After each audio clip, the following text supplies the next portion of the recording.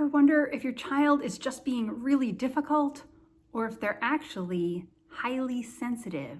If it seems like your child experiences life just a little more intensely than other kids, you might be onto something. Your child might be highly sensitive, and here are 10 signs to help you figure this out. Highly sensitive kids tend to process sensory information more intensely. This means that the same lights seem brighter, the fabric seems scratchier, smell of cow manure seems stronger. I remember taking my son mini golfing, and it was right by the barn where the cows would hang out. All the other kids loved mini golfing there, and he could not tolerate the smell of the cows as it would blow over into the mini golf area. My other son used to just not be able to tolerate getting his hair washed, just the sensory experience of that. So if your child struggles just a little bit more than other kids with sensory information, they might be highly sensitive.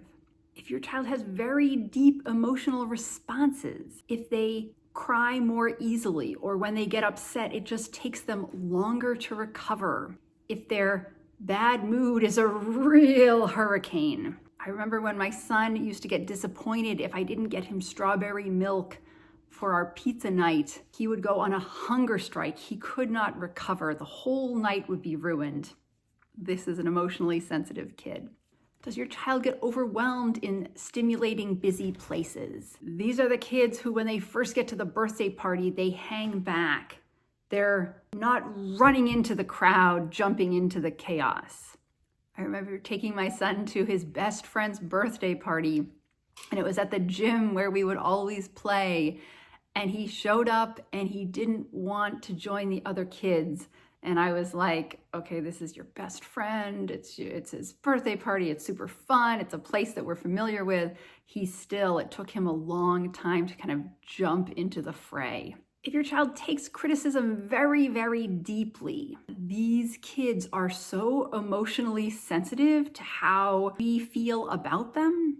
Just a small criticism can ruin their whole day. I remember as a highly sensitive child, someone telling me that I wasn't being very helpful, and I felt devastated that they would think that about me. It felt so just crushing to me. If your child takes even minor criticism deeply to heart, they could be highly sensitive, emotionally sensitive. Having really strong empathy for others.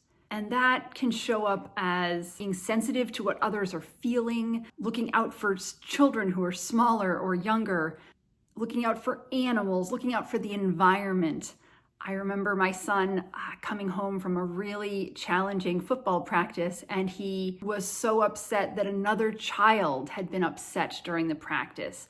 So he's feeling deeply for other people's feelings. And obviously this can be a huge gift, but it also can be a challenge to be really so worried about other people. If your child struggles with change, many of the families that I work with come to me for help because they had a major life change and it's taken their sensitive child a very long time to recover.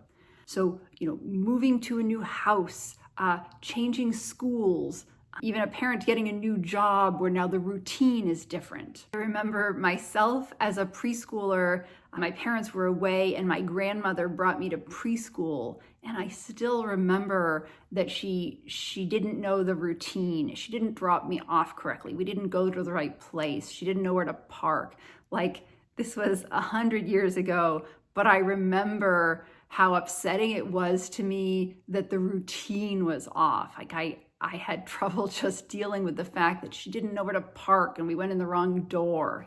These things that probably shouldn't have been a big deal felt really big to me. Another sign is needing a lot of downtime to recharge. In households, everyone has different needs, right? The need to go out and enjoy ourselves and have stimulation and new experiences, and then the need to kind of pull back and take our time to recover. Recently, a mom was sharing with me that it was the weekend and she and her daughters had some time to go out and do some fun things. And her daughter, who needed more time to recover, downtime, said, "Oh, let's just stay home. I don't want to be so overscheduled." So that is a real kind of more emotionally sensitive thing, wanting to pull back, to spend that downtime, unscheduled, unstructured time, just to recover. And I think it's important to know that more highly sensitive kids are introverted. So introverts get more energy from time alone than they do in big crowds. But there are highly sensitive children who are also extroverted. So they're getting energy out from other people and being in environments with socializing, and yet they still need that downtime to recover, which is part of the fact that their nervous system is processing so much information. Does your kid notice small details when things change? This includes being very perceptive about your emotions. I remember I had borrowed a mug from a friend and my son came home and the first thing he said to me was, "Where do we get that mug from?" Like he was so attuned to change and small differences. He also can notice when I'm even the smallest bit upset or worried about something. He will ask, "Are you okay?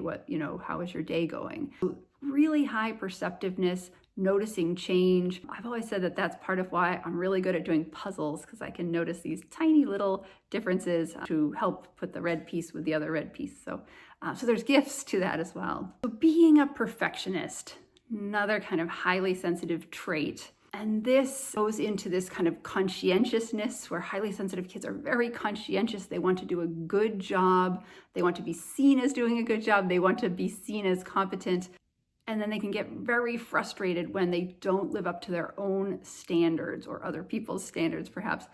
So perfectionism, and often this can also show up as kind of not wanting to be a beginner, not wanting to do things that are where they're going to be not very good at it. And as you can imagine, as a child, there's so many things we have to learn to do that we're not going to be good at. And so this can be really hard, getting the highly sensitive child to move out of their comfort zone, try a new camp, a new activity, a new sport. So kind of getting that, taming that perfectionism, allowing ourselves to be less than perfect at things. And finally, an ability to focus very deeply and go deeply into things. So being a deep processor is part of being highly sensitive, which is kind of this, not looking at things just at the superficial level, but going really deep under things, the understanding why things work the way they do. This is why a lot of highly sensitive people are scientists and thinkers. And so this can show up as an ability to really focus on a task and kind of spend a lot of time immersed in it. And this perseverance, focus is obviously a great skill in some ways. It can also be challenging because there are times where kind of moving from thing to thing is more effective. And so it can be one of the reasons why highly sensitive kids have trouble with transitions. So moving from one thing to the next is harder when you're really kind of deep focused in something. It is harder to pull our attention back. It is also harder as a parent to parent someone who has trouble going from transition to transition. So this kind of tendency to deep focus, to be really immersed in something, is both a gift and sometimes a challenge. Did any of these sound like your child? Did any of these sound like you? Then your child or you may be highly sensitive, like me and my sons. So welcome to the club. And I think it's important to know that being highly sensitive comes with a lot of gifts and some challenges, just like any personality type would. So we're going to celebrate our strengths and really lean into how wonderful they are, with the knowledge that some things are going to be more challenging, and that's okay too. If you are parenting a highly sensitive child, I strongly encourage you to get my free guide, The 5 Myths of Parenting a Highly Sensitive Child.